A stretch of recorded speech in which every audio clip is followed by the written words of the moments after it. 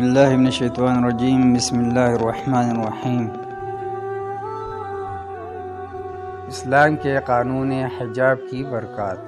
یہ بھی حقیقت ہے کہ اسلام کے قانون حجاب کی کشش نے کئی غیر مسلم خواتین کو مسلمان بنایا ہے۔ نو مسلم خواتین کے مشاہدات کے نام سے چھپنے والی کتاب میں محترمہ خولا نکاتا جاپان لکھتی ہے، منی سیکرٹ کا مطلب یہ ہوتا ہے کہ اگر آپ کو میری ضرورت ہے تو مجھے لے جا سکتے ہیں، جبکہ حجاب صاف طور پر بتلاتا ہے کہ میں آپ کے لیے ممنوع ہوں۔